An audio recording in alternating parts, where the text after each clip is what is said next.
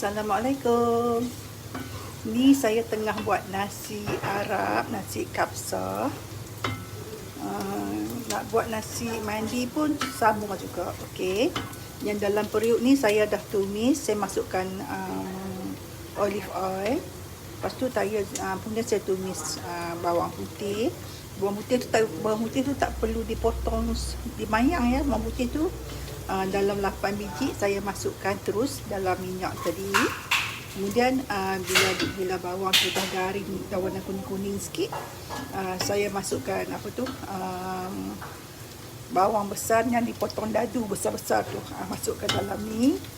Kemudian kacau bila bawang besar tu dah layu, masukkan cili besar yang warna hijau tu. Tapi saya tak ada yang warna hijau, so saya potong cili merah 2 biji. Kalau ada cili yang hijau tu, potonglah dalam 6 biji ke 8 biji kan, sebab dia tak pedas kan.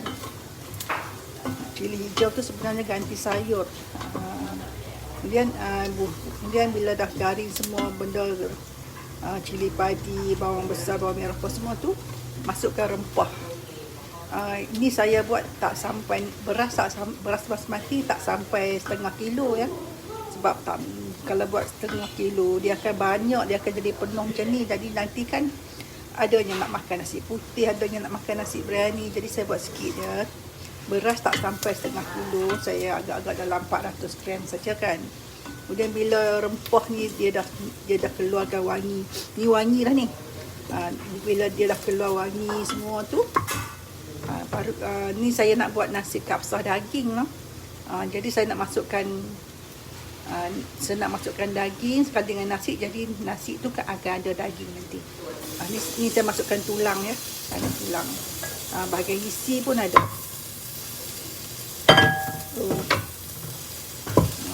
Ni isi dia. Jadi kita kacau lah. Kacau tu. Kemudian nanti bila daging tu dah keluar ayak sikit-sikit, kita masukkan ayak.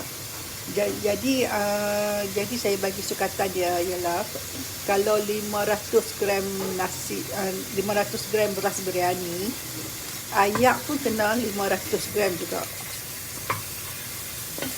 Ni saya masuk dalam periuk biasa ya. Saya nak masak dalam periuk elektrik, dalam cooker. Kalau nak masuk dalam cooker pun boleh. Tapi masak dalam periuk biasa dia lebih senang sikit.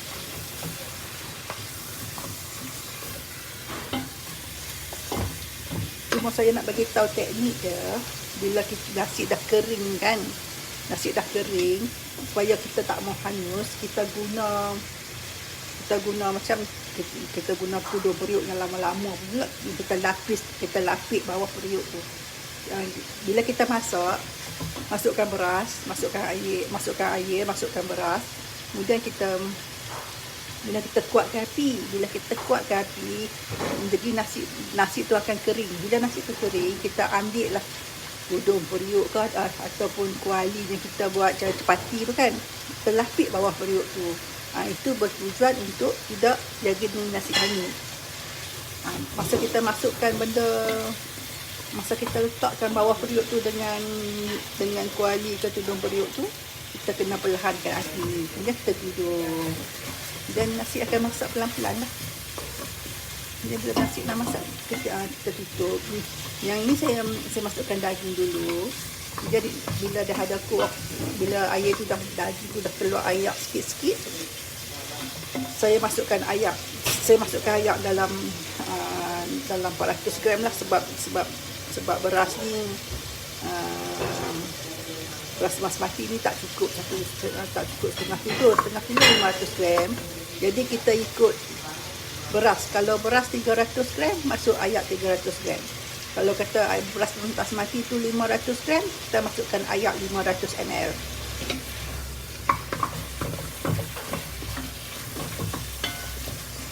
Adik tolong bubuh ayak kat ni 400 ml.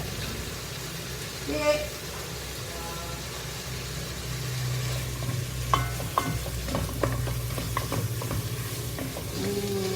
Boleh masuk nak masak nasi biryani kan, nasi apa ni, nasi apa, masak nasi kapsah ke, nasi mandi ke, cara dia sama saja. Yang bezanya ialah rempah dia. Senang je. Bubuh minyak, tak kisahlah minyak oil ke, minyak jagung ke, minyak masak biasa ke. Panaskan minyak, agak-agak minyak tu dalam setengah cawan lah. Panaskan minyak, kemudian masukkan bawang putih. Bawang putih tu jangan potong ya, masuk sedikit-sedikit. Kemudian bila bawang putih tu dah layu, warna coklat sikit, masukkan bawang besar. Bawang besar tu kita potong. Bawang besar tu ambil 1 biji.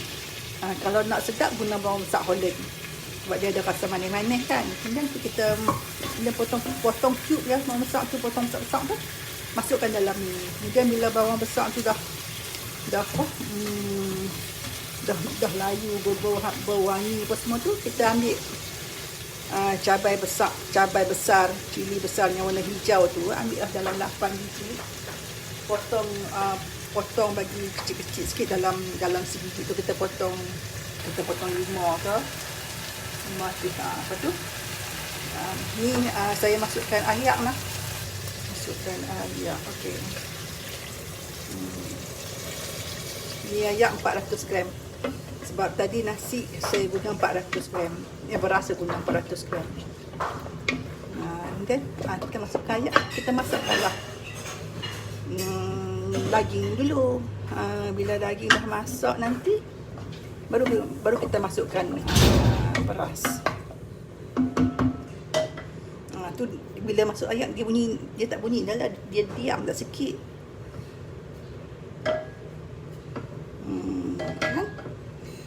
Api kita kena kuatkan lah. Bila kita masak nasi beras tadi pun kita bubuh, kita kena masak dalam api yang kuat ya, sampai nasi tu kering apa semua tu. Kita lapik dengan tudung periuk ataupun kuali yang kita buat capati tu, canai tu yang kecil tu, kita lapik bawah periuk, kemudian kita perlahankan api.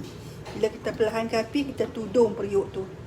Kemudian nasi dia akan masak cantik lah, dia tak akan hangus lah sebab kita dah lapik dengan kuali kan. Macam orang zaman-zaman dulu lah, zaman-zaman mak saya tu, kalau masak nasi, dekat nasi dah kering elok dah supaya tak hangit, bubuhlah tudung periuk bawah periuk tu perlahankan api. Tu kalau masak nasi guna periuk biasa lah, guna dapur biasa, dia kena buat teknik macam tu supaya nasi tak hangit kan. Jadi yang sama juga kalau kita masak nasi Arab, masak atas dapur biasa, kita kena gunakan pelapik roti canai tu, bubuh bawah periuk.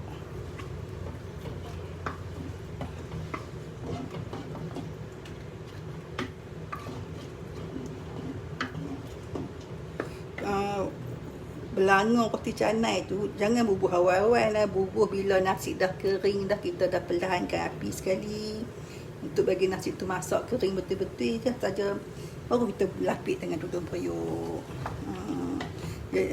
Ataupun dengan kuali roti canai tu, tujuan dia supaya dia tebal sikit kan, jadi dia tak hangit lah bawah tu. Okey, ni kita nak tunggu ayak bagi mendidih elok tu. Lepas tu kita bubuh beras. Lepas ayak dah mendidih elok tu, kita bubuhlah garam apa semua tu. Lepas tu kita bubuh minyak sapi minyak sapi, bubuh sekali dengan garam. Lepas tu bila dah didih elok semua tu, kita ambil beras tadi, kita bubuh dalam ni. Lepas tu kita masak. Tu bila nasi dah kering, kita lapik. Kemudian last kali tu baru kita bubuh pewarna saffron kat atas nasi tu. Bubuh pewarna saffron tu jangan kacau, nak bubuh je. Tu tinggal, tu tudung, tu tinggal. Bila nak makan kering nanti, barulah kita kacau nasi tu, jadi nasi tu tak ke semuanya akan jadi warna merah lah. Kita tunggu sampai kita daging ni masak lah. Nasi ni sedap lah sebab dia ada ayak daging kan. Okey, resepi selanjutnya saya akan masukkan dalam ni nanti. Sebab lah ni saya nak teruskan masak sampai habis. Saya cuma tunjukkan sikit saja macam mana cara nak buat. Sebenarnya masak nasi kabsah, nasi mandi ni sangat-sangat senang. Janji ada rempah dia sudah. Kalau yang susahnya duduk jauh-jauh ke, yang susah cari rempah kan, cari dalam Shopee. Dalam Shopee tu macam-macam ada jual. Tulis je nak apa. Lepas tu satu lagi nak abang. Lani dalam Shopee, dalam mana-mana pun dah ada depa jual berasa asap, no. Sebab bila buat nasi mandi dengan nasi biryani, dengan nasi kabsah, nasi Arab, depa akan bubuh satu benda untuk rasa asap lah. Jadi bahan asap tu dah ada dijual. Cuba cari dalam Shopee tu.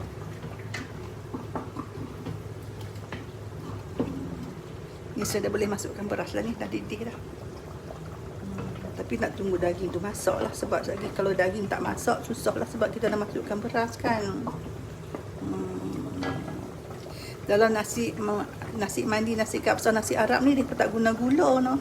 Dia guna garam saja. Sebab gula tu depa harap dekat tadi tu, dekat apa tu? Dekat bawang. Sebab tu depa guna bawang Holland, sebab bawang Holland ni dia ada manis-manis. Okey. Assalamualaikum. Nanti saya sambungkan, saya masukkan resepinya ya. Terima kasih. Assalamualaikum.